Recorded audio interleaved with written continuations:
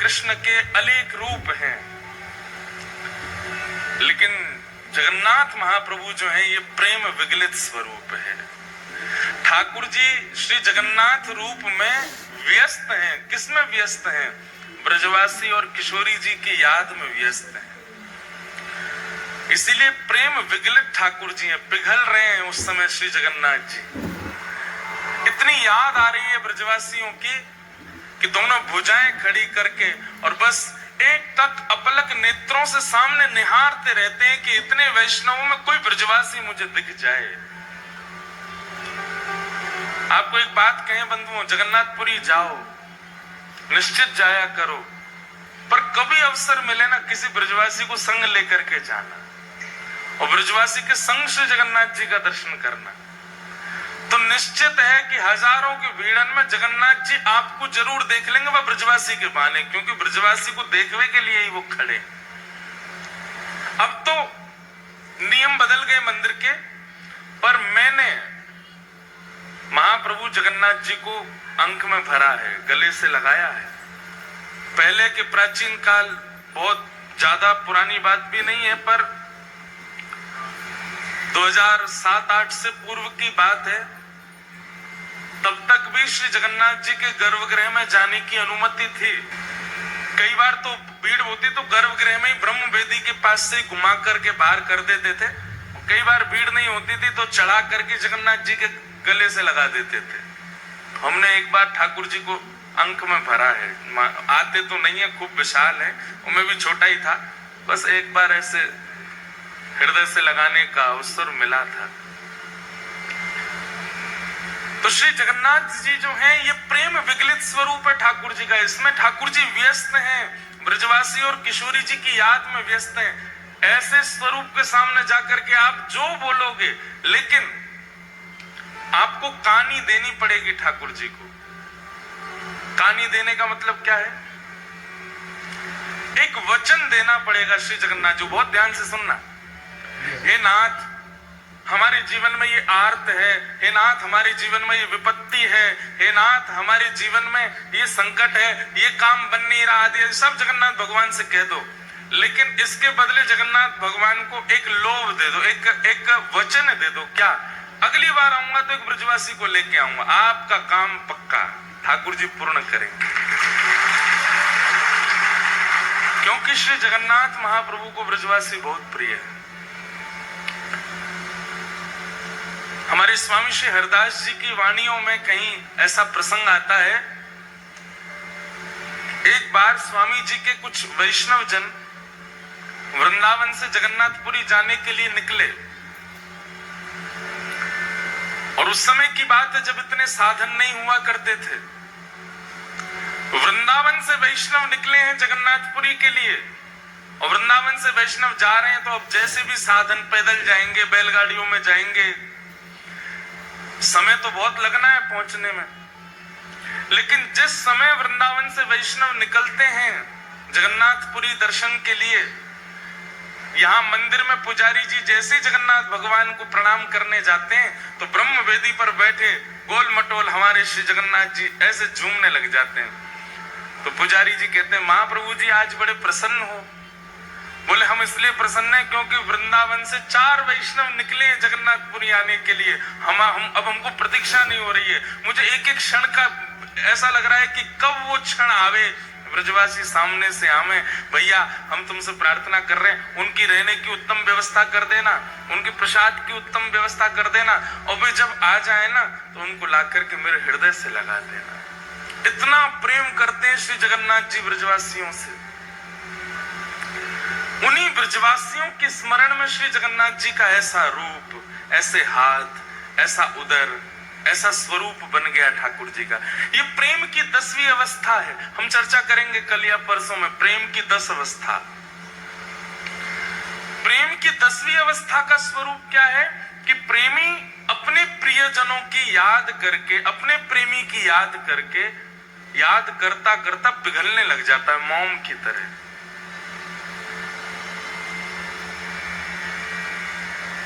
श्री जगन्नाथ महाप्रभु ब्रजवासियों की याद में पिघल गए। किशोरी जी के स्मरण में ये किशोरी जी के विरह का स्वरूप है श्री जगन्नाथ जी का। हमारे प्यारे गिरधर लाल जी साल में एक बार श्री जगन्नाथ जी का रूप धारण करते हैं रथ यात्रा वाले दिन। और मैंने कई बार कथाओं में बताया भी है कि हमारे प्यारे गिरधर लाल जी जगन्नाथ भगवान का रूप तब तक धारण करते ही नहीं है जब तक उनको कोई विरह का पद ना सुनाओ। किशोरी जी के विरह का कोई भी भाव सुना दें ठाकुर जी को, तुरंत ठाकुर जी जगन्नाथ बन जाते हैं। प्रेम धन स्वरूप है जगन्नाथ, रस धन स्वरूप है जगन्नाथ, आनंद धन स्वरूप है जगन्नाथ और महाप्रभु स्वरूप है जगन्नाथ।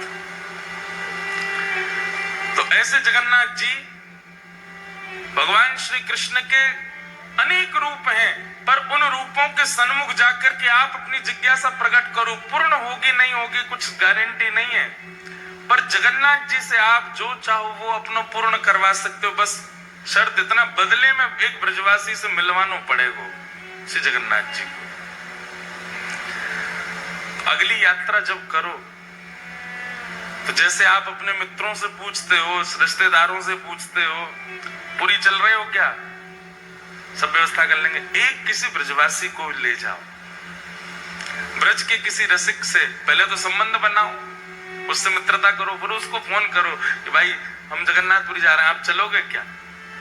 पलकों पे बैठा के ले जाना ब्रजवासी को, चाहे सिर पे चढ़ जाए, लेकिन फिर भी ब्रजवासी को लेकर के जाना, तब दर्शन करना जगन्नाथ जी का।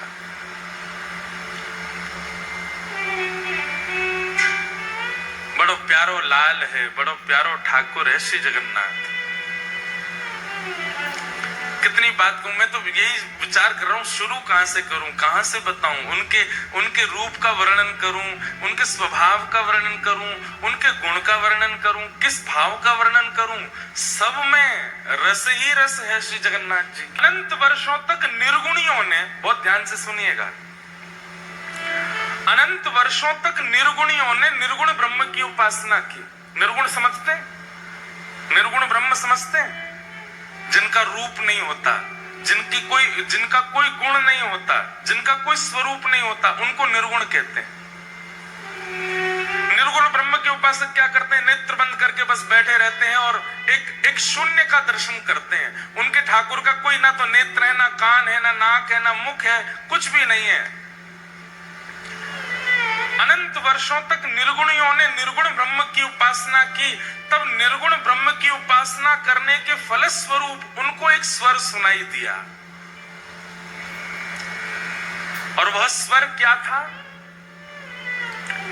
कि मैं आप लोगों के भजन से बहुत प्रसन्न हूं,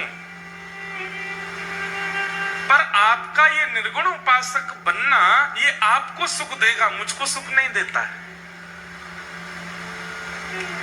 इससे केवल आपका पेट भर रहा है। निर्गुण की उपासना करके आप केवल अपनी इच्छा की पूर्ति कर रहे हो, अपने निर्गुण ब्रह्म की उपासना कर रहे हो, पर मुझे सुख नहीं मिल रहा है इससे। तब निर्गुणियों ने पूछा तो फिर ठाकुर जी आपको सुख कैसे मिलेगा। बोले कि जब मेरे स्वरूप को तुम लाड़ लड़ाओगे, मेरे स्वरूप को तुम निलाओगे, मेरे स्वरूप को नचाओगे, मेरे स्वरूप के आगे कीर्तन करोगे, उछल उछल करके नृत्य करोगे, मुझे कुछ प्रस्तुत करोगे, तब तो मुझे सुख मिले। अब मेरा कोई स्वरूप नहीं है, तुम बस ओम ब्रह्मणे नमः, ओम नमो नारायणाय आदि आदि अपने भावों से केवल एक शून्य का स्मरण करते हो, अपने आप की पूर्ति कर रहे हो, मुझे तो पूर्ण नहीं कर रहे। तब निर्गुणियों ने कहा, हे नाथ, तो फिर आप अनुग्रह कीजिए। निश्चित ही जब स्वर निकल रहा है तो मुख भी होगा, जब स्वर सुनाई दे रहा है तो अधर भी होंगे ना, आप दर्शन करा दो। तब प्रथम बार पृथ्वी पर, प्रथम बार ब्रह्मांड में भगवान के अधर का दर्शन हुआ, और वही अधर है श्री जगन्नाथ जी के अधर। ये अधर प्रकट हो गए। ब्रह्मांड में सबसे पहला सगुण साकार रूप यदि कोई आया है तो वो श्री जगन्नाथ जी का आया है। सबसे पहले अधर प्रकट हुए। अब देखो जगन्नाथ जी का रूप कैसा, पूरा काला है। ब्रह्मांड का स्वरूप कैसा है? निर्गुण उपासक करने उनका भी काला ही दृश्य रहता है। निर्गुण के उपासक जो होते हैं उनको काले श्याम ही श्याम दिखता, उनके नेत्रों में कोई रंग नहीं होता। तब श्याम वर्ण पर ये लाल लाल ओष्ठ अधर दिखाई दिए। जैसे ही अधरों का दर्शन किया निर्गुणियों ने, अधरों की बलियां लेने लगे। आहा, कितने सुंदर अधर, कितने मधुर अधर। तब निर्गुणियों ने प्रार्थना की, बोले अधर दिख गए हैं, स्वर है तो मतलब अधर है, तो अधर है तो उसका मतलब नेत्र भी होंगे। तो कृपा करके ठाकुर जी आप अपने नेत्रों का दर्शन कराओ। और तब श्री जगन्नाथ महाप्रभु के विशाल नेत्रों का दर्शन हुआ। जैसे ही नेत्रों का दर्शन हुआ, जगन्नाथ स्वामी नयन पथगामी भवतु में, जैसे ही नेत्रों का दर्शन हुआ सब निर्गुणी दंडवत करने लगे। बोले नाथ, अब हमारी स्थिति ऐसी है कि अधर और नेत्र देख करके ही हम इतने आनंद में भर गए हैं। स्थिति ये हो गई है कि इसके अतिरिक्त अगर आपका कोई और स्वरूप अब हमको इससे ज्यादा दिखाया गया तो प्राणी निकल जाएंगे। हम तो इन दोनों पे ही न्योछावर हैं। इसलिए जगन्नाथ महाप्रभु के दो ही प्रधान हैं, अधर और नेत्र। नासिका नहीं दिखती है, वो नासिका की आकृति बनी है पर दिखती नहीं है। कर्ण दिखाई नहीं देते, हाथ के पंजे दिखाई नहीं देते, चरण दिखाई नहीं देते। श्री जगन्नाथ महाप्रभु दो ही रूप से विद्यमान हैं, अधर और नेत्र। इसके पीछे भी भाव है। अधर प्रकट है, इसका मतलब क्या है? बहुत ध्यान से सुनना। अधर प्रकट है इसका मतलब क्या है? ये बोलने वाले ठाकुर जी हैं पर कुछ सुनने वालों होना चाहिए। कौन से ठाकुर जी हैं? बोलने वाले ठाकुर जी हैं, बस कुछ सुनने वालों चाहिए। ये सुनने वाले ठाकुर जी ना, इधर देखो, यहां देखो, सब लोग कथा सुनो। सुनने वाले ठाकुर जी ना है, ठाकुर जी के कान तो छुप रहे हैं, दिख ही ना रहे, केवल अधर। देखो वहां देखो, कहीं भी देखो, कहां पर जगन्नाथ जी के अधर ही दिखेंगे, अधर और नेत्र। जहां भी देखो स्वरूप में बोलने वाले ठाकुर जी हैं। बस कोई भक्त में सामर्थ्य हो जो इनसे बुलवाई दे। और दूसरी बात, ये देखने वाले ठाकुर जी हैं। और देखने वाले भी ऐसे वैसे नहीं है, ऐसा देखने वालों दूसरों ठाकुर ही ना है पूरे विश्व में। क्यों? बोले बाकी सब तो हमारे वृंदावन वाले ठाकुर जी के तो कटाक्ष नेत्र हैं, नेक नेक नेत्र हैं, वो नीचे करके धरे हैं। श्रीनाथ जी में चले जाओ, कटाक्ष नेत्र नीचे धरे। द्वारिका में तो नेत्र ही धारण ना करें। बद्रीनाथ भगवान तो तपस्या में बैठे हैं। लेकिन जगन्नाथ प्रभु बोले एक तो नेत्र हैं, वो भी थोड़ी बहुत ना खोल रखे, इतनी जोर से खोल रखे कि महाराज कोई बच नहीं जाए मुंह से। बच नहीं जाए मतलब भय के कारण नहीं, बच नहीं जाए कहीं मतलब मेरे नेत्रन से कोई चूक के चलो नहीं जाए, मैं सबको देख लूं। और इतने में भी इनका बस नहीं चला तो फिर कहा क्यों? बोले अपलक हो गए। पलक ही नहीं बनवाई महाराज अपनी, कहीं श्रम होने के कारण मुंह को पलक झपकनी ना पड़ जाए। वह समय कोई वैष्णव सामने और मैं वह को नहीं देख पायो तो। इसलिए अपलक नेत्र है, विशाल नेत्र है, सबको देखते हैं। एक बात आप बिल्कुल लिख लीजिएगा, जगन्नाथ भगवान के दर्शन की प्रधानता कम है, जगन्नाथ मंदिर में जाके स्वयं को दिखावे की प्रधानता है कि ठाकुर जी हमको देख लो।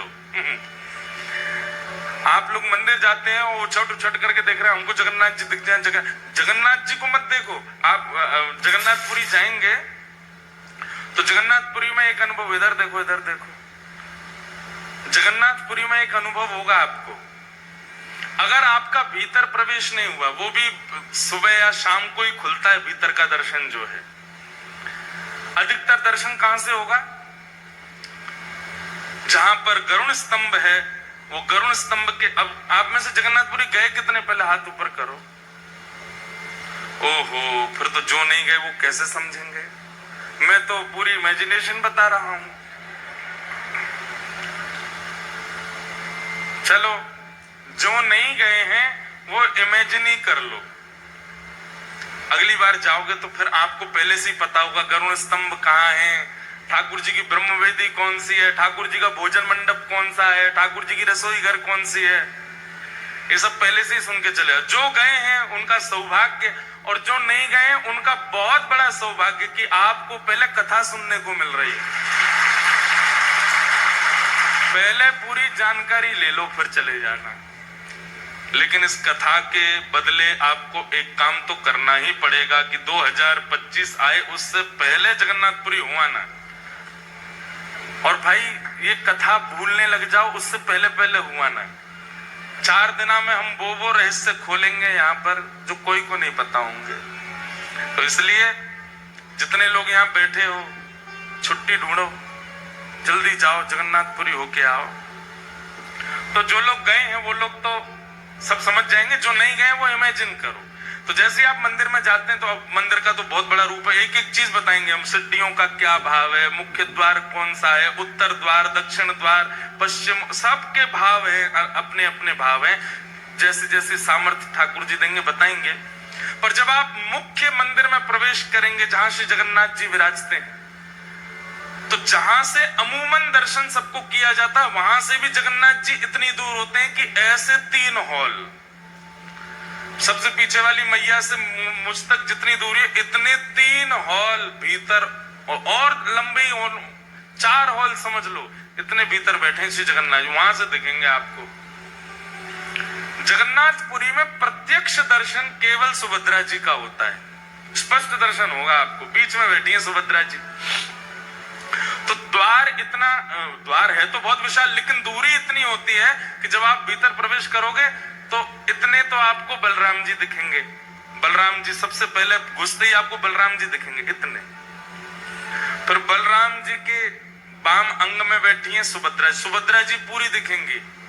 और जिनके दर्शन के काज पूरी दुनिया गई है जगन्नाथ जी, वो इतने भी नहीं दिखते, इतने दिखते हैं, बस इतने ही दिखते हैं। आधी सी आंख दिखे उनकी। पूरी दुनिया आप देखेंगे जगन्नाथपुरी में, सारी भीड़ कहां होती है? वहां कोने में। सबकी दृष्टि ऐसी है, बोले वहां कोने में देखो जगन्नाथ जी दिख रहे होंगे। वो जगन्नाथ जी कितने दिखते हैं, कितनों कोने में घिस लो इतने ही दिखते हैं, वो इससे ज्यादा। इसका मतलब क्या है? जगन्नाथपुरी में श्री जगन्नाथ जी को देखवे के काजे उमड़ो मत। जगन्नाथ जी कह रहे हैं हमने सबको देखवे के काजे, सुभद्रा जी बीच में बैठा रही हैं, बस तुम खुद को दिखा दो कि तुम आए हो। और तुम मुझे देख पाओ नहीं देख पाओ बिल्कुल चिंतित मत हो, पर मेरी दृष्टि तुमको देख ही लेगी। इतने बड़े बड़े नयन महाराज बना के काहे को खड़े हैं हम, ये अपलक नेत्रन से काहे को खड़े हैं? ताकि तुम मुझे दिख जाओ। अच्छा, श्री जगन्नाथ जी के नेत्र विशाल क्यों है? क्योंकि वो सबको देखते हैं। और ये 2 ही प्रधानता है श्री जगन्नाथ जी के रूप में, अधर और नेत्र। बाकी सब जगह हमारे वृंदावन में राधा रमण जी सब जगह प्रधानता बाकी अदा है, हाथ ऐसे हैं, पाम त्रिभंग लली हैं, मुकुट ऐसा है। पर जगन्नाथ जी की 2 ही प्रधानता है, नेत्र और अधर।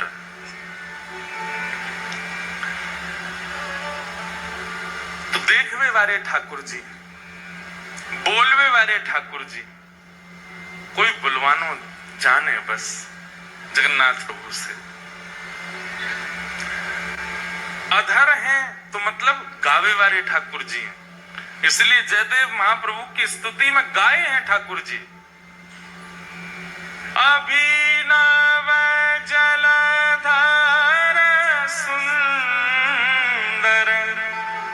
धृत मंदर, धृत मंदर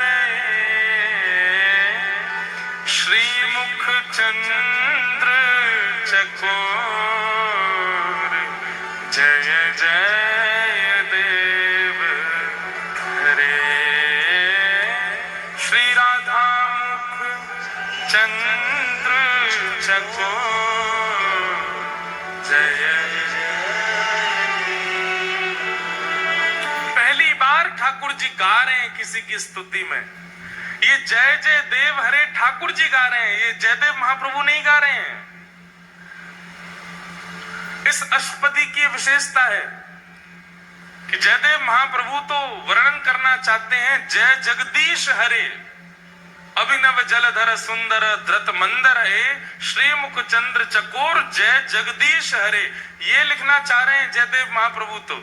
पर जयदेव महाप्रभु ने जाकर के जैसे ही जगन्नाथ महाप्रभु को ये अष्टपदी सुनाई, ये अष्टपदी सुनकर के जगन्नाथ भगवान के अधर जो है वो बोल पड़े और जयदेव महाप्रभु को वाद्य होना पड़ा अपनी लेखनी मिटाने पर।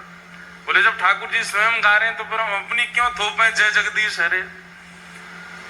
तो जैसे जयदेव महाप्रभु बोले अभिनव जलधर सुंदर धृत मंदर ए, श्रीमुख चंद्र चकोर, जयदेव महाप्रभु तो गा रहे हैं जय जगदीश हरे, पर जयदेव महाप्रभु की आवाज किसी को सुनाई नहीं दी। इतने वेग से जगन्नाथ प्रभु ने गाया कि सबको एक ही स्वर सुनाई दिया, जय जय देव हरे। जगदीश की जय जय नहीं है, जगदीश को भजवे वारे जयदेव की जय हो। बोलवे वारे ठाकुर जी हैं जगन्नाथ जी, कोई बुलवानो जाने। अच्छा, जगन्नाथ जी के कान क्यों नहीं है? जगन्नाथ जी के कान दिखते क्यों नहीं है? बहुत सुंदर भाव है। बोले जगन्नाथ महाप्रभु कहते हैं, बोले कोई मेरो भक्त आर्तनाद आर्त भाव से मुंह को पुकारे और वास्तव में वह वाक की रक्षा के लिए, वास्तव में वाक को दर्शन देवे के लिए मैं जैसे ही जाऊंगा, मेरे बगल में ही बैठी है मेरी बहन सुभद्रा, उबा के बगल में बैठे हैं बलराम जी, जे दोनों मुंह को रोकेंगे, अरे लाला कहां को जा रहा है, कौन के पास जा रहा है, और कहीं सुदर्शन जी ने या गरुण जी ने बता दिया कि फलाने भक्त के पास जा रहे हैं, तो ये दोनों तुरंत उसकी पूरी लिस्ट निकालेंगे। अरे वो तो अच्छा खाता भी नहीं है, वो तो अच्छा व्यक्ति भी नहीं है, उसके अंदर तो काम भी है, उसके अंदर तो लोभ भी है, उसके अंदर तो द्वेष भी है। ये सब मुझे उसके अवगुण बता करके मुझे रोकने का पूरा प्रयास करेंगे। जैसे कई बार होता है बच्चे कहीं जाना चाहते हैं तो माता पिता उसको रोकने के लिए उस स्थान की खूब सारी बुराइयां कर देते हैं। अरे झूला में नहीं झूलना चाहिए, उसके पेच ढीले हो जाते हैं, झूला गिर जाता है, कितने लोग मर जाते हैं। आइसक्रीम नहीं खानी चाहिए, क्यों? बोले दूध जो होता है वो सड़ा हुआ होता है। मैगी नहीं खानी चाहिए, क्यों? बोले इसमें गिराड़ होती है। ऐसे अवगुण बताते हैं तो बच्चे क्या होता है, डर जाते हैं। चॉकलेट नहीं खानी चाहिए, इसमें कीड़ा पड़ जाते हैं पेट में, पेट की सब चर्बी खा जाते हैं। बच्चे डर के मारे बोलते हैं अच्छा तो नहीं खाएंगे, फिर भी बच्चे खा तो जाते हैं। ऐसे ही श्री जगन्नाथ भगवान जब किसी भक्त पर कृपा करने के लिए जाते हैं तो ठाकुर जी ने मन में विचार किया, ये बगल में बैठे बलभद्र जी और सुभद्रा जी जी मानेंगे नहीं, ये जबरदस्ती उस व्यक्ति के अवगुण मुझको सुनाएंगे। अरे तुम किसके पास जा रहे हो, वो तो ऐसा है, वो तो ऐसा है, वो तो ऐसा है।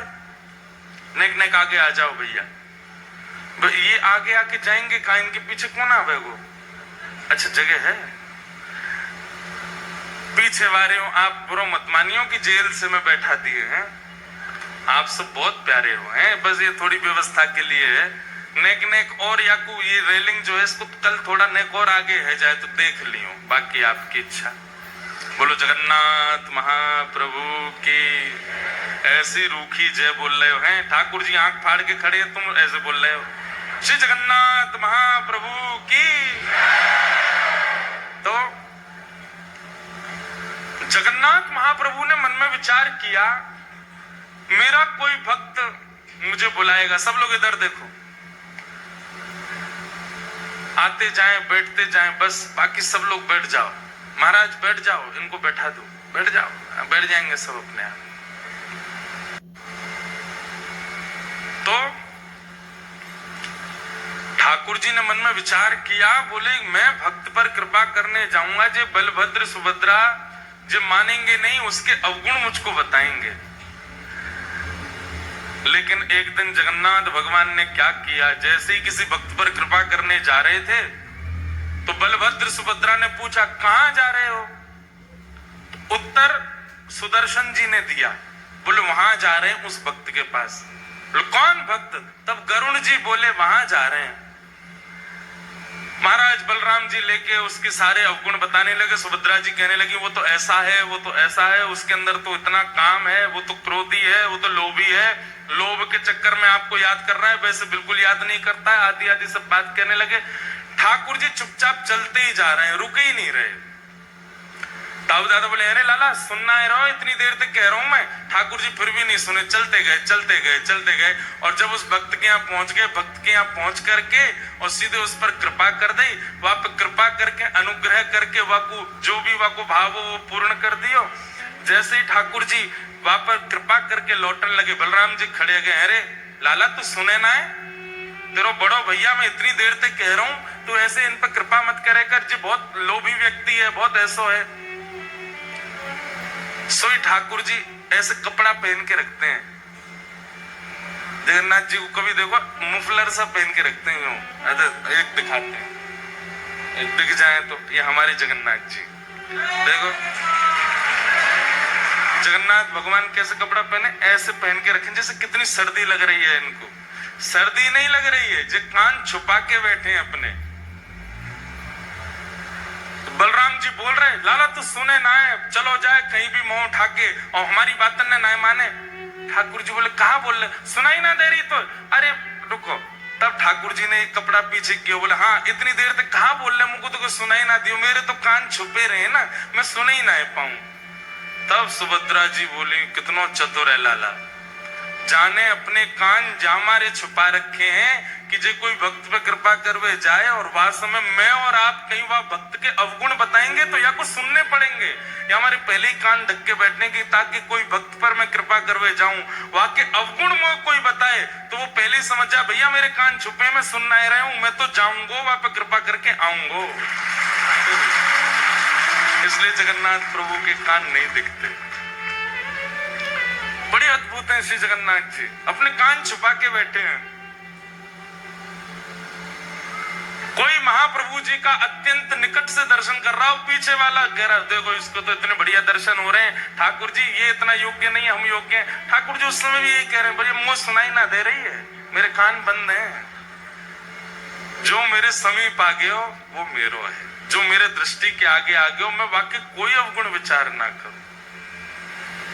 कैसे कैसे भक्तन पर श्री जगन्नाथ जी ने अनुग्रह किया है।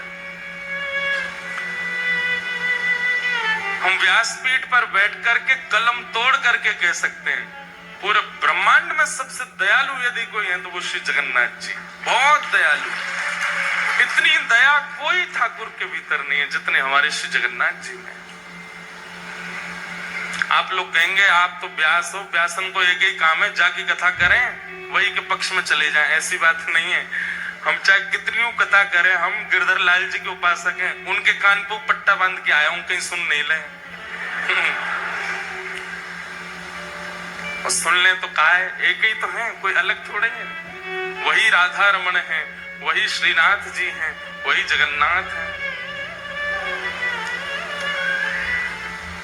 सबसे बड़े कृपालु ठाकुर यदि पूरे विश्व में यदि कोई है तो श्री जगन्नाथ जी। इतने दया में भरे हैं, इतने अवगुण शून्य दृष्टि है श्री जगन्नाथ जी की। कितना भी बड़ा कोई व्यक्ति, कितना भी अभागा क्यों ना आ जाए, ठाकुर जी उसमें भी दोष नहीं देखते। ऐसे महाप्रभु जगन्नाथ।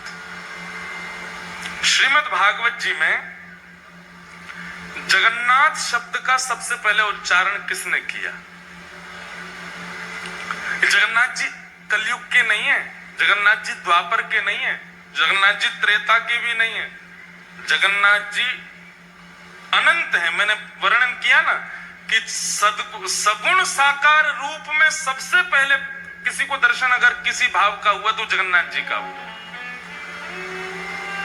सगुण रूप के ही हम सब उपासक हैं, हम सब के अलग अलग रूप के ठाकुर हैं, पर इन सगुण रूपों में सबसे पहले दिखने वाले जो ठाकुर जी सगुण रूप से जो दिखे हैं साधकों को, भक्तों को, वो श्री जगन्नाथ जी। आज के नहीं है ठाकुर जी, अनंत काल से हैं। बस इंद्रद्युम्न पर कृपा करने के लिए और कलयुग के वैष्णवों पर अनंत कृपा करने के लिए वही जगन्नाथ भगवान एक रूप में प्रकट हो गए। ठाकुर जी तो अनंत हैं श्री जगन्नाथ जी। तो मैंने निवेदन कर रहा था, भागवत जी में सबसे पहले जगन्नाथ शब्द का उच्चारण किसने किया? श्रीमद् भागवत जी में सबसे पहले जगन्नाथ शब्द का उच्चारण किया है परीक्षित की माता जी ने। क्या नाम है उनका? उत्तरा। उत्तरा ने सबसे पहले भागवत जी में जगन्नाथ नाम का उच्चारण किया है। कब किया? आप लोगों ने भागवत जी कथा सुनी होगी, तो भागवत जी में जब उत्तरा के गर्भस्थ शिशु को मारने के लिए अश्वत्थामा ने बाण छोड़ दिया, उस समय उत्तरा दौड़ी दौड़ी जाती है, भगवान रथ में बैठ कर के द्वारिका को प्रस्थान कर रहे हैं।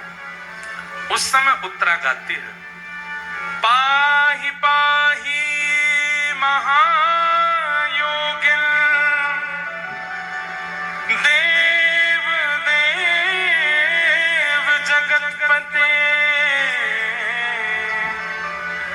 नान्यम तद्भयं पश्ये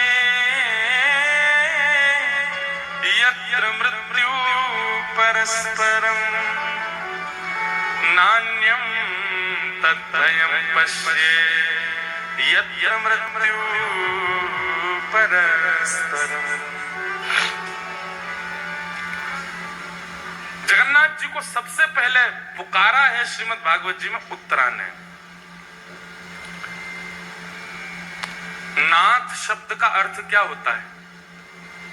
नाथ किसको कहते हैं? रक्षक को नाथ कहा जाता है। किसको कहते हैं? रक्षक को। और मानव का रक्षक कौन होता है? रक्षक कोई नाथ कहते हैं और रक्षक कोई पति कहते हैं। पति को भी रक्षक, पति शब्द का अर्थ भी रक्षक ही होता है। कुल का रक्षक, पत्नी का रक्षक, बच्चों का रक्षक, वही पति।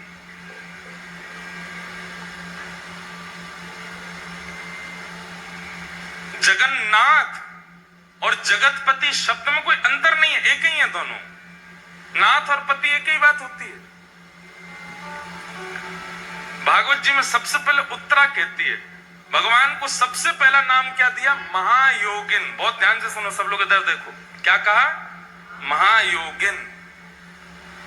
कौन है? पाहि पाहि महायोगिन। महायोगिन का मतलब क्या है? बोले योगी नहीं है ये महायोगी है। बोले योगी किसको कहते हैं? बोले योगी उसको कहते हैं जो नेत्र बंद करके बैठा रहे, ध्यान लगावे, घंटों तक, वर्षों तक, महीनों तक नेत्र ना खोले, उसको योगी कहते हैं।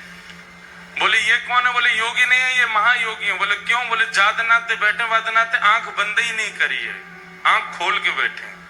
आंख बंद करके बैठना ये एक योगी कर सकता है और कोई भी कर सकता है। आंख बंद करके कोई भी बैठ सकता, पर आंख खोल करके बैठना ये योगी नहीं कर सकता, ये तो महायोगी कर सकता है।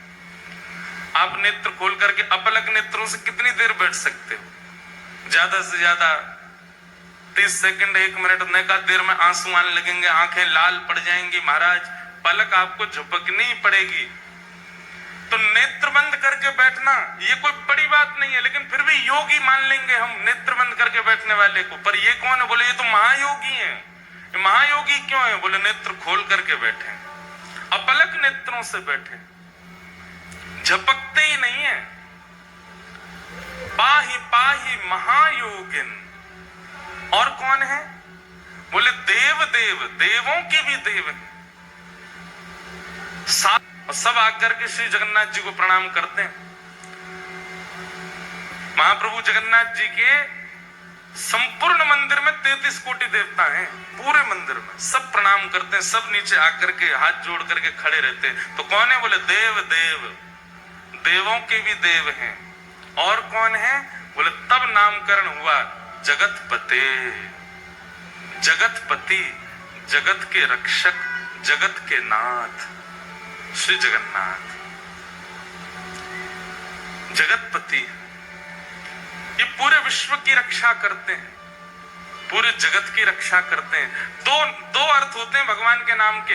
एक तो अर्थ है जगत के नाथ, और दूसरा जब हम जल्दी जल्दी बोलते हैं जगन्नाथ, मतलब जग के अन्न के नाथ। अब जगतनाथ कहो, जग के अन्न के नाथ कहो, बात एक ही हो जाती है। अन्न से ही हम सब लोगों का पोषण होता है। उस अन्न के जो स्वामी हैं वो जगन्नाथ।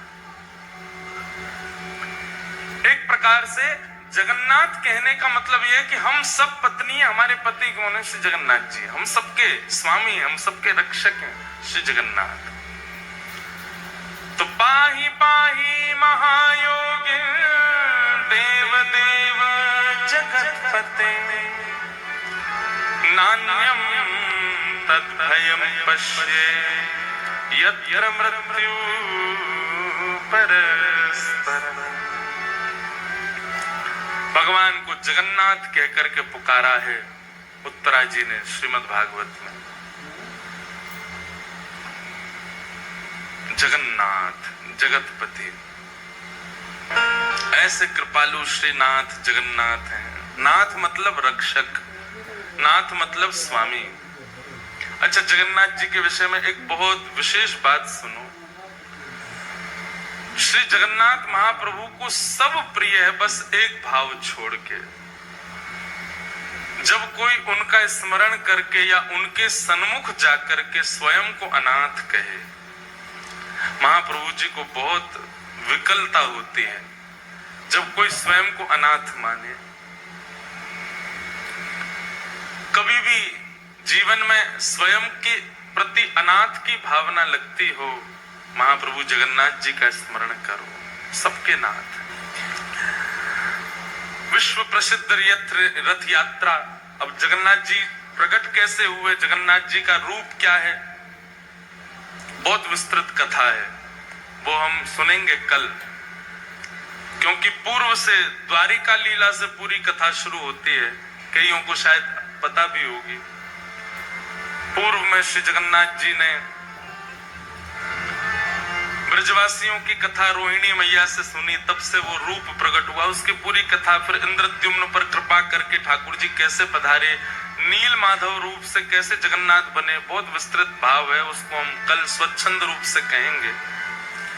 अभी बस इतना सुना देते हैं कि महाप्रभु श्री जगन्नाथ जी की रथ यात्रा कैसे होती है। सबसे ज्यादा विश्व में लोग श्री जगन्नाथ जी को जानते ही रथ यात्रा से। ऐसे भक्त वत्सल हैं श्री जगन्नाथ जी। इंद्रद्युम्न राजा, जिस पर कृपा करने के लिए श्री जगन्नाथ जी ने यह रूप धारण किया, वे इंद्रद्युम्न राजा नित्य श्री जगन्नाथ जी की सेवा करते हैं और ऐसे एकमात्र राजा हुए जिन्होंने जगन्नाथ प्रभु का मंदिर निर्माण कराते ही अपनी राज पदवी का त्याग कर दिया।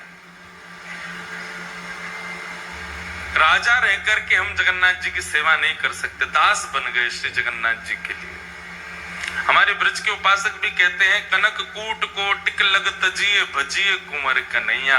जब तक चित्त में त्याग नहीं आएगा तब तक ठाकुर जी के साधक नहीं बन सकते आप। कोई व्यक्ति चाहे कि मैं सब स्थितियों में रहता हुआ भक्त भी बन जाऊं तो नहीं बन सकता, उसको त्याग तो करना पड़ेगा। अपने सुख का, अपने समृद्धियों का, अपने भाव का, अपने प्रेम का, अपने ऐशो आराम का कहीं ना कहीं तो त्याग वैष्णव को करना पड़ता है। वैष्णव भक्तों को देखो, वो त्यागी से ही दिखते हैं। रात में भले 1 बज जाए, सुबह 4 बजे उठ जाएंगे, क्यों? त्याग है। कितने वो अच्छे वस्त्र दे दो लेकिन फिर भी सामान्य वस्त्र पहनेंगे, क्यों? त्याग है। कितना भी अच्छा श्रृंगार कर लें, श्रृंगार करके फिर तिलक जरूर लगा लेंगे, क्यों? त्याग है। त्याग भक्त को करना ही पड़ता है। तो इंद्रद्युम्न राजा ने अपनी राज पदवी का त्याग कर दिया और इंद्रद्युम्न अकेले भक्त नहीं, उनकी पत्नी गुंडीचा, जिनका नाम, वो भी परम भक्ता थी श्री जगन्नाथ जी की। तो इंद्रद्युम्न राजा नित्य अपनी पत्नी के साथ जाते और पूरे जगन्नाथ मंदिर में झाड़ू सोहनी करते अपने आप ही। बहुत ध्यान से सुनना। ठाकुर जी को इंद्रद्युम्न राजा का त्याग, समर्पण और ये प्रेम इतना भा गया, इतना भा गया, महाप्रभु श्री जगन्नाथ जी प्रकट हो गए। और प्रकट होकर के बोले, इंद्रद्युम्न हमारा एक ही हृदय है, तुम कितनी बार उसको अपना मुरीद बनाओगे, कितनी बार उसको प्रसन्न करोगे। व्यक्ति का स्वभाव होता है कि वो एक बार सामने वाले को प्रसन्न कर देता है, सामने वाला प्रसन्न हो जाए तो बस फिर शांत सा रहता है। लेकिन तुम बार बार ऐसी लीला करते हो कि हमको प्रसन्न होना ही पड़ता है। तुमने राज पदवी का त्याग कर दिया, अब तुम अपनी पत्नी सहित पूरे मंदिर की सेवा करते हो, कोई भी कार्य छोटा बड़ा नहीं समझते। पत्नी पुष्पमाला का श्रृंगार बनाती है, नित्य हमको धारण कराती है। हम तुम्हारी सेवा से बहुत प्रसन्न हैं, कुछ वरदान मांग लो। इंद्रद्युम्न राजा कहते हैं, बोले भगवान जहां साक्षात आप आ गए मेरे पास में और ये सेवा का सौभाग्य मुझे दे रहे हैं, इसके बाद आपसे आपके द्वारा ये कहना कि कुछ मांग लो, मेरे चित्त में संशय प्रकट कर रहा है कि कहीं आप मुझसे पीछा तो नहीं छुड़ाना चाह रहे। जब आप मिल ही गए हो मुझे तो नाथ, और मैं क्या मांगू आपसे। जगन्नाथ प्रभु बोले, नहीं इंद्रद्युम्न हम बहुत प्रसन्न हैं, तुमसे कुछ मांगो।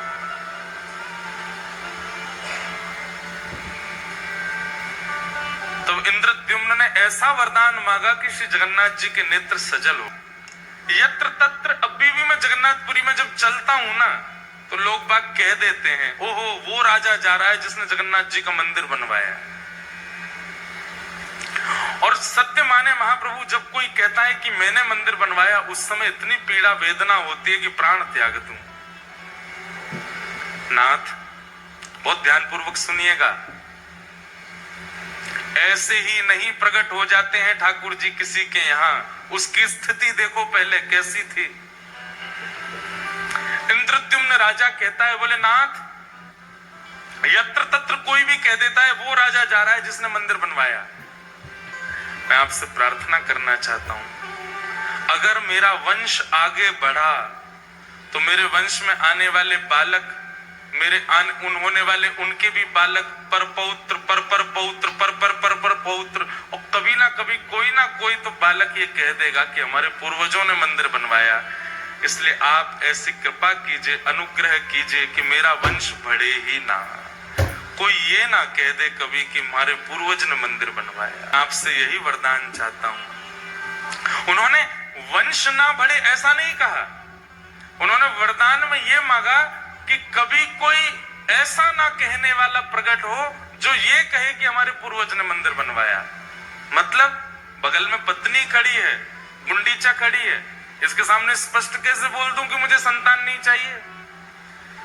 लेकिन नाथ आप कृपा करके ऐसा अनुग्रह कर दो कि मेरे कुल में, वंश में कोई ये कहने वाला ही पैदा ना हो कि हमारे पूर्वज ने मंदिर बनवाया।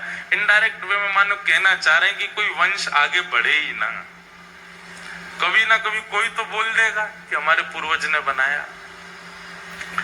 महाप्रभु जगन्नाथ जी के नेत्र सजल हो गए। बोले और कितना त्याग करोगे इंद्रद्युम्न, सब कुछ तो तुमने त्याग दिया, अपनी राज पदवी तक त्याग दी, एक मैत्रानी की तरह तुम्हारी पत्नी और एक झाड़ू लगाने वाले के तुम नित्य पड़े रहते हो हमारे द्वार पे, और कितना अब तुम वंश भी नहीं चाहते आगे।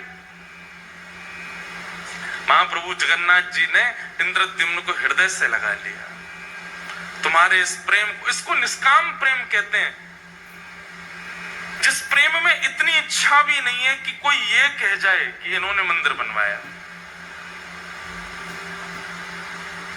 हम लोगों की स्थिति कैसी, हमारी कथा सुनकर के 4 लोग वैष्णव क्या बन जाएं तो हम दुनिया में ये मेरी कथा से वैष्णव बना है।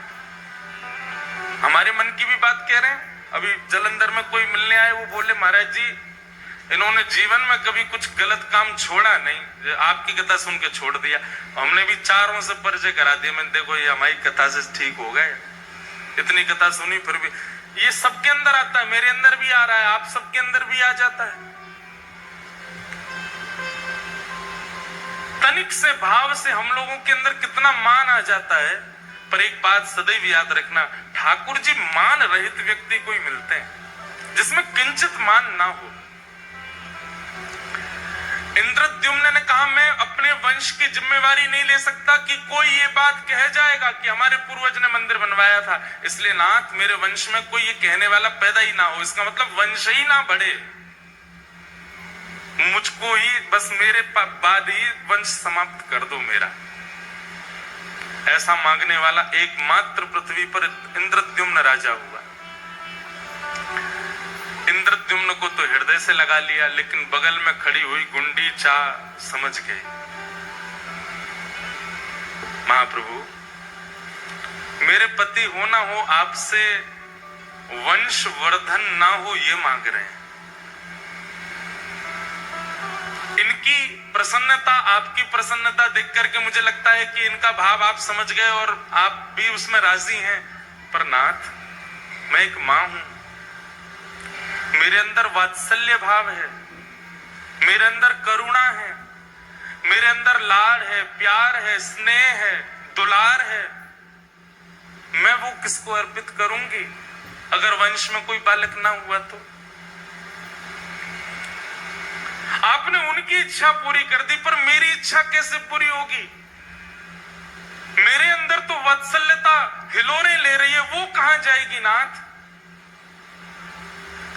इंद्रद्युम्न की बात सुनकर के तो जगन्नाथ जी के नेत्र सजल हुए, पर गुंडीचा की बात सुनकर के तो जगन्नाथ जी फूट फूट के रोए और हृदय से लगा लिया गुंडीचा को। बोले, मैं तुम दोनों की कामना पूरी करूंगा। इंद्रद्युम्न की कामना तो मैं ये पूरी करूंगा कि तुम्हारा वंश ना ही बढ़ेगा, और तुम्हारी कामना मैं ये पूरी करूंगा कि तुम्हारे वात्सल्य का भाजन मैं तुम्हारा लाला बन करके रहूंगा सदा के लिए। आज के बाद इंद्रद्युम्न तुम्हारा स्वामी मैं हूं और गुंडीचा तुम्हारा लाला मैं हूं, तुम्हारा पुत्र हूं। जगन्नाथ जी अंक में भर गए और महाराज वर्णन आता है वाणी जी में कि जैसे जगन्नाथ भगवान ने गुंडीचा को हृदय से लगाया, गुंडीचा के पयोधर से अपने आप ही दुग्ध प्रकट हो गया और जगन्नाथ जी अधर पर धारण करके उसको पीने लगे। उसके बाद गुंडीचा को कभी भी गुंडीचा नहीं कहा, रानी नहीं कहा, ठाकुर जी हमेशा मैया बोलते थे। भगवान श्री कृष्ण की 3 ही मैया हैं पृथ्वी पर, देवकी मैया, यशोदा मैया और गुंडीचा मैया। बोले, बस मुझे एक अनुमति देना। क्या? मैं जगन्नाथ हूं, आपने मुझे जगत का नाथ बना दिया, पूरा विश्व मेरे पास आएगा। मां, मैं साल भर पूरे विश्व को दर्शन दूंगा, साल भर पूरे विश्व के ऊपर अनुग्रह करूंगा, उनके आर्तों को दूर करूंगा, उन पर अनुग्रह करूंगा, और साल में एक बार अपनी मैया से मिलने के लिए खूब चढ़ करके रथ पर आनंद के साथ भर करके नाचते गाते हुए लाखों वैष्णवन के संग में अपनी मैया के पास आऊंगा और फिर 7 दिन आपके पास ही रहूंगा, फिर कहीं नहीं जाऊंगा।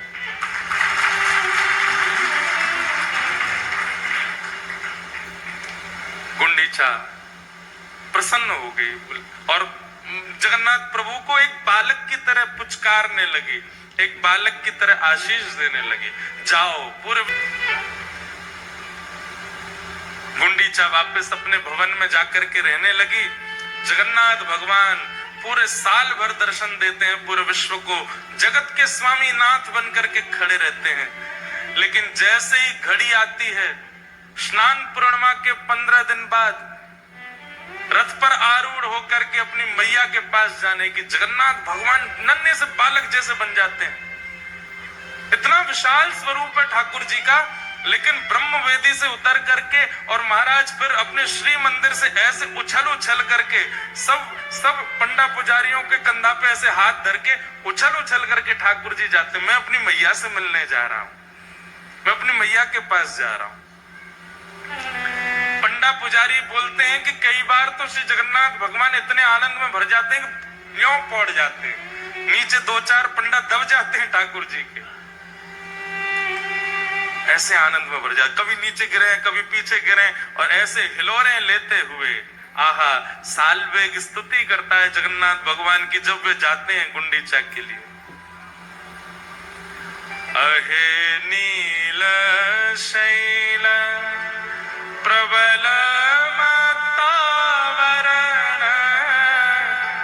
प्रबल मत्तावरण मोआरत नलनी बनकु करदनन अहे नील शैल। निताई गौर परिवार वालों, आप लोगों ने ऐसे विषय में मुझे बैठा दिया है, अब मेरा मन हो रहा है कि मैं 7 दिन की कथा कर दूं। और सच बता रहे, हृदय इतना भर रहा है जगन्नाथ जी को याद करके।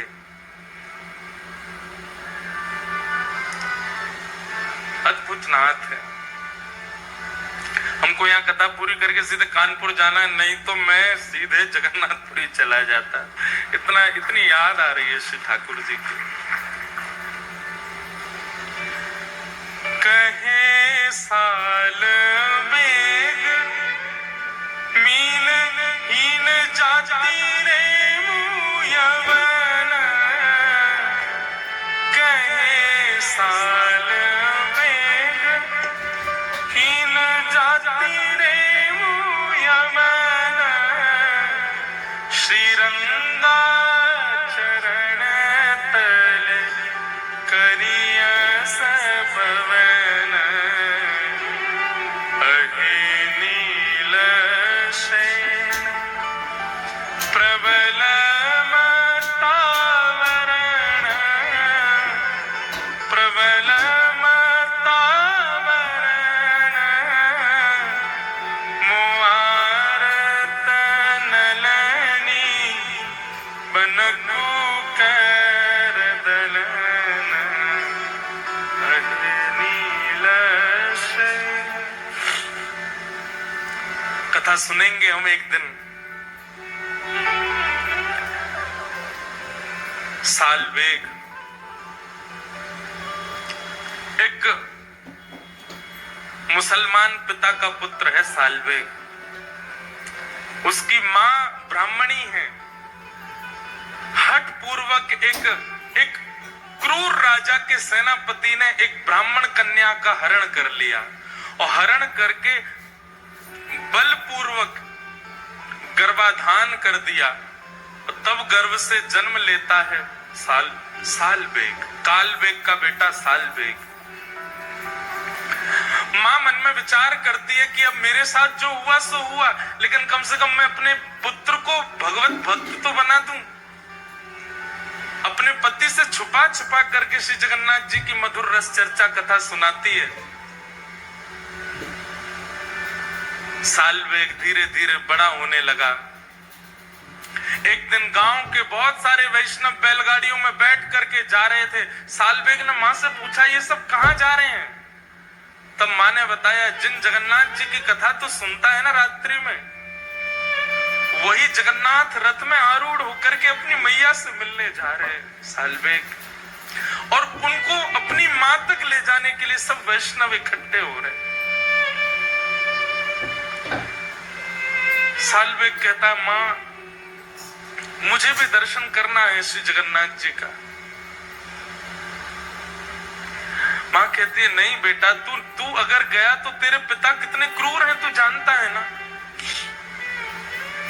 तुझे मार देंगे और तू अगर चला भी गया तो शायद लौट के आए तो मैं जीवित नहीं मिलूंगी। तो एक काम करना, यहीं से जगन्नाथ का स्मरण कर ले। तू तो जानता है ना, तूने तो बचपन से सुना है उनका स्वरूप कैसा है। उनके रथ का नाम बता जल्दी। सालबेग कहता है, नंदी घोष। मैया के घर का नाम बता जल्दी। बोले, गुंडीचा। भैया का नाम बता। बोले, बलभद्र भैया। तो सब तो जानता है, तो यहीं बैठ के स्मरण कर लेना उनका। अब तू जाने की अनुमति तुझको नहीं दे सकती मैं। तब सालबेग अपने घर की छत पे ही बैठ गया है और वहीं से ही जगन्नाथ जी की दिशा में खड़े होकर के ये स्तुति गाता है। वो क्या कहता है अपनी स्तुति में? शब्द उड़िया भाषा के हैं पर इतने सुंदर। अरे नीलाचल पर्वत के मतवाले हाथी जगन्नाथ, मैं जानता हूं, मैंने कभी देखा नहीं है, पर मुझे पता है आप मतवाले हाथी की तरह उछल उछल करके उस लीलाचल पर्वत से उतर करके आते हो। लेकिन हाथी का एक स्वभाव होता है कि वो जब भी कमल के वन को देखता है तो कीचड़ में प्रकट हुए कमल को सूंड से पकड़ करके पैरों से रौंद देता है। मोआर तनलनी बनकु कर दलन। हे जगन्नाथ, मेरे हृदय रूपी आर्त के सरोवर में जो दुनिया भर के कमल प्रकट हो गए, जो मुझे आपसे मिलने से रोक रहे हैं, चाहे वो मेरे पिता हो, चाहे वो मेरी जाति हो, इन सब कमलों को अपने हाथ से पकड़ करके रौंद दीजिए ना।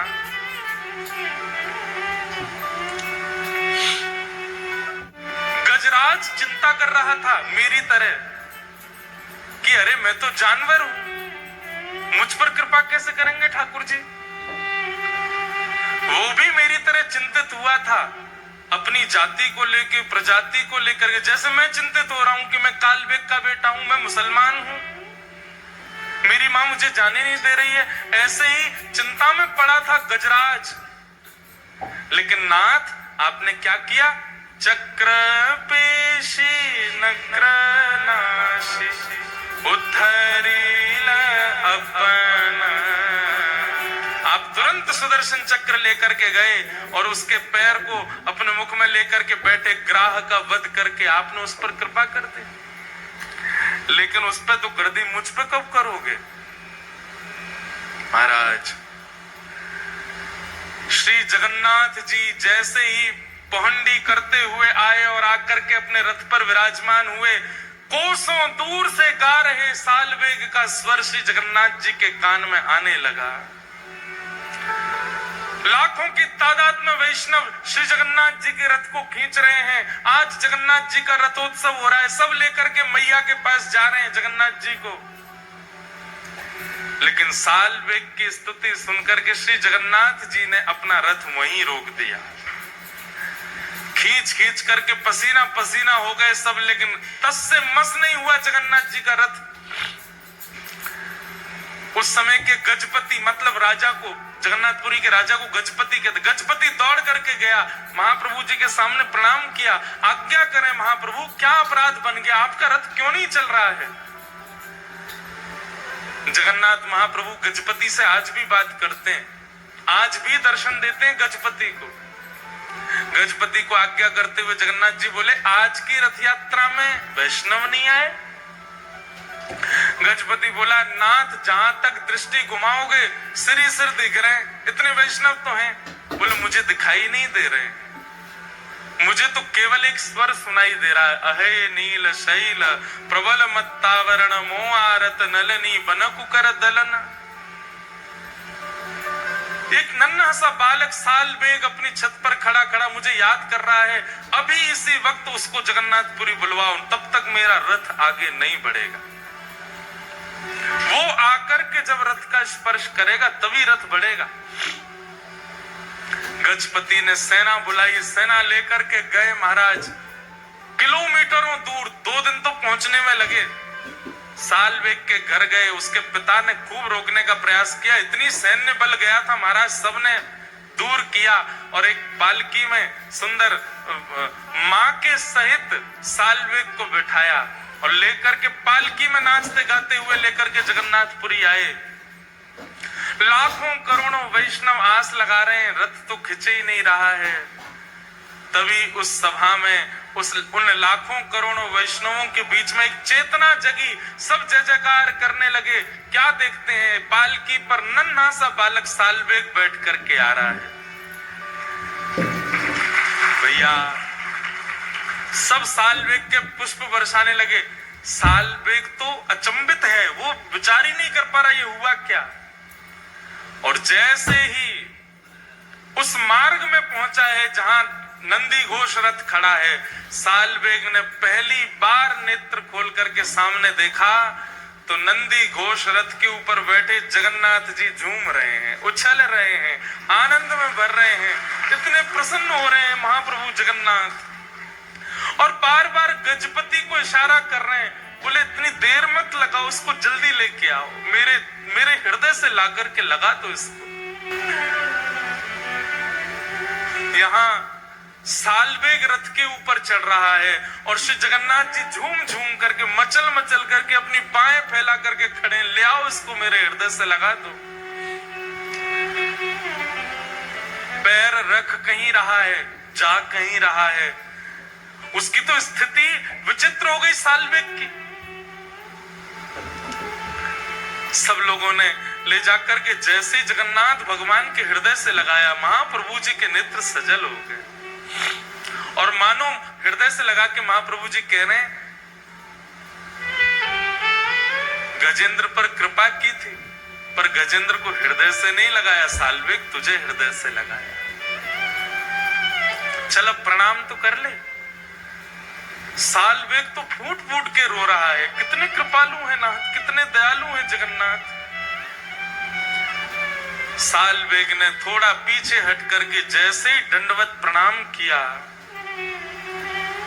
सब भक्त प्रतीक्षा करते रहे, लेकिन सालवेग उठा नहीं, और वहीं सालवेग ने अपने प्राण त्याग दिए, श्री जगन्नाथ जी में ही विलीन हो।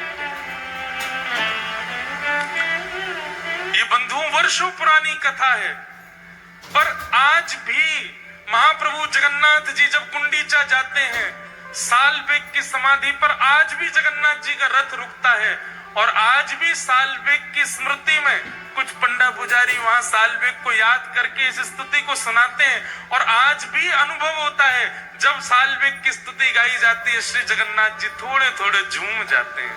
आज भी सालवेग का स्मरण करके श्री महाप्रभु जी आनंदित हो जाते हैं। बोलो जगन्नाथ महाप्रभु की। ऐसे महाप्रभु जगन्नाथ अति अनुग्रह करते हैं।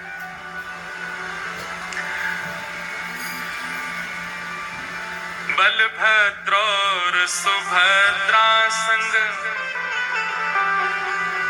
विराजे ब्रज के नाथ। गाओ सब लोग।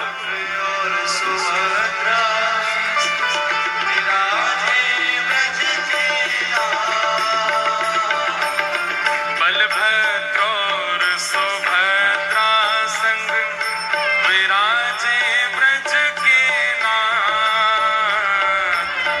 बलभद्र और सुभद्रा संग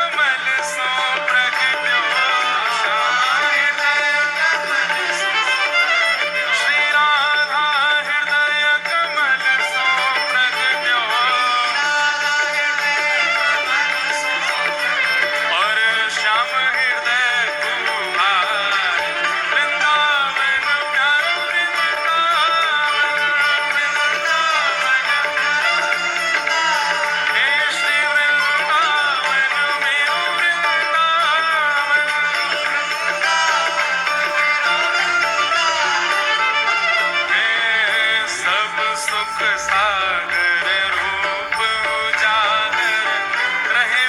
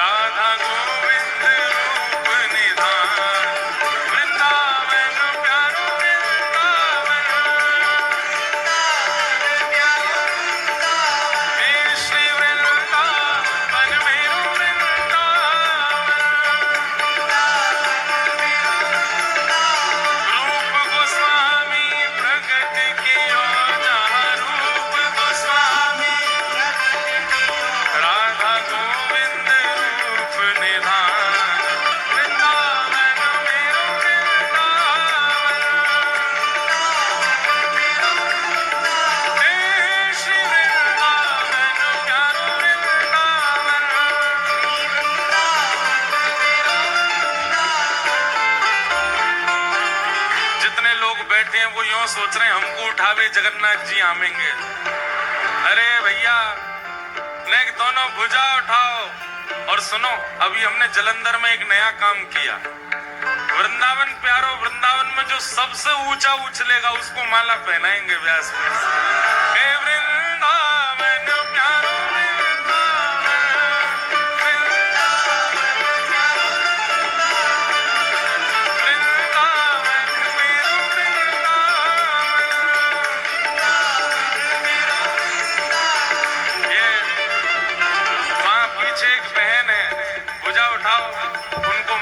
अरे सबरे मत उठाओ, चलो अब बाद में देखेंगे कौन ऊंचो जा रहा है। हे बिहरत निस दिन कुंज कल, ब्रज जन मन सुख धाम। बिहरत निस दिन कुंज कल, हाँ प्यारो ब्रज जन मन सुख धाम।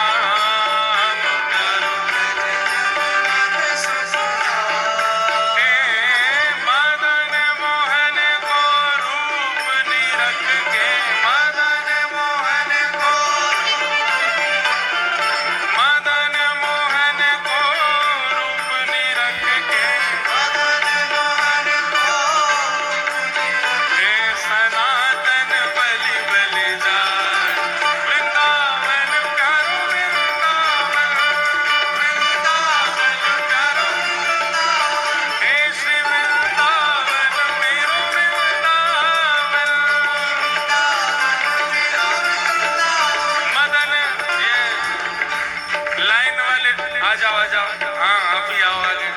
मदन मोहन को रूप निरख के, मदन मोहन को सनातन बलि बलि जाए। वृंदावन प्यारो वृंदावन, जो मोटे मोटे उनको अलग से करेंगे। हाँ भाई, मोटे इनमें ऊंचा कौन जा रहा है। और सुनो, फिर एक दिन छोटे इनको अलग करेंगे, छोटे इनमें ऊंचा कौन जा रहा है।